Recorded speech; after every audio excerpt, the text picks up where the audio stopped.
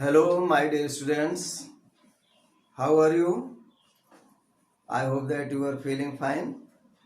Now, this time, today, we shall read or we shall discuss on the question answer of fourth poem, A Thing of Beauty.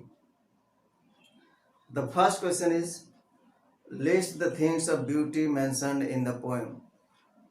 So, see in the poem, the sun, the moon, trees old and young, shady boon, sprouting a shady boon. Shady boon means the shade of the trees. And daffodils. Daffodil is an English flower. Rivers, rills, forest, musk rose. All these things are the beautiful thing of the nature. Question number 2. List the things that cause suffering and pain. You have seen in the poem despondence, human dearth, gloomy days, unhealthy and over darkened ways. All these things are the things that cause suffering and pain. Question number 3.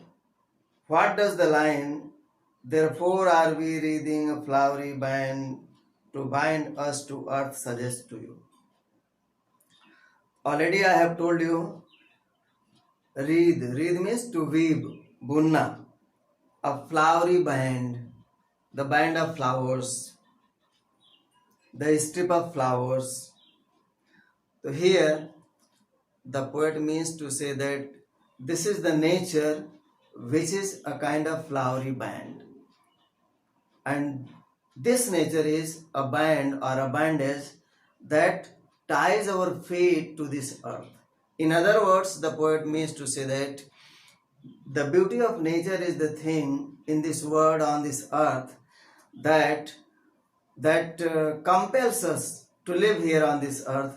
Otherwise, we should not try to live here on this earth in this world. This is the beauty. That is a kind of history, a kind of bandage that ties our feet to the earth. The question number 4. What makes human beings love life in spite of troubles and sufferings?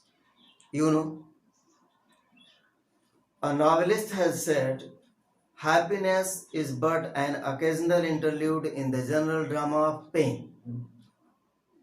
The name of the novelist is Thomas Hardy. Thomas Hardy says that this life is only a general drama of pain. Time and again, sometimes we feel the pleasure, the happiness, but it is just like the comics. It is short living thing. So we are surrounded with all these sufferings, pains, troubles, but when we go into the lap of nature and when we see the rivers, the forest, the garden, the park, and other beautiful things of the nature, then we try to live here on this earth. So these are the things which compels us to live here. Number 5. Why is grandeur associated with the mighty dead? Who are the mighty dead? First of all, we should know it. Mighty dead means those fathers and forefathers who were mighty, who were powerful, and who have done brave deeds, great deeds, and they have died. These fathers and forefathers are the mighty dead. And grandeur, this word is made from grand. So all the grand things are the grandeur, means honor, respect, glory, magnificence. So really, since these mighty and powerful, brave and courageous forefathers have done the great deeds, and these great deeds are their honor, their respect. That is why this word grandeur is associated with this mighty dead. Question number 6. Do we experience things of beauty only for short moments, or do they make a lasting impression on us? Lasting impression means the everlasting impression, impression that lasts long. So we can say undoubtedly that the nature or the beauty of the nature keeps gives a lasting impression on our mind, on our heart, and we feel happiness, pleasure for some time.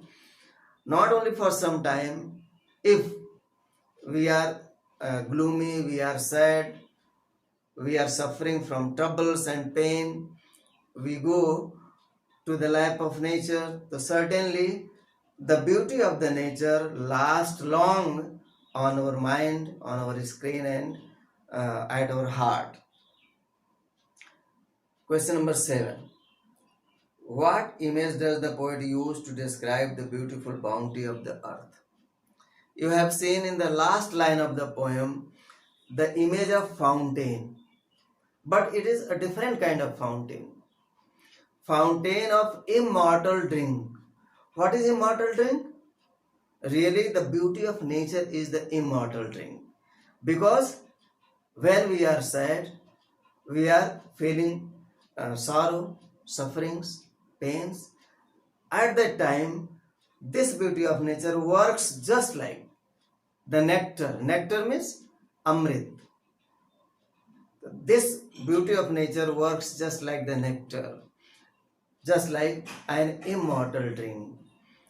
And this immortal drink is poured by the heaven upon us on the earth. That is why the image of fountain is really has been used by the poet in very nice way, and he says that really on this earth, if there is anything beautiful, that is nature, because its beauty never fades, never go into nothingness. Its beauty always increases, and it always makes our heart, our feelings, our mind happier and happier. My dear students, I want to tell you that John Keats is one of the romantic poets who was loving the nature and who was loving the sensuous feelings, you can say. And in this poem also, this poem has been taken, adapted from a long poem, that is Endymion. In that Endymion, there is a shepherd, and he is following, or he is roaming here and there in the search of his beloved Cynthia. So he has made the basis of uh, the shepherd and Cynthia for this poem. So he is a romantic poet, that is why. So, but he is the worshipper of nature, like Wordsworth, Coleridge, P.B. Shelley. He is also the worshipper of nature. And in this poem, you can see that only nature is the beautiful thing on this earth, which never decreases, which never go into nothingness. That is all. Thank you very much.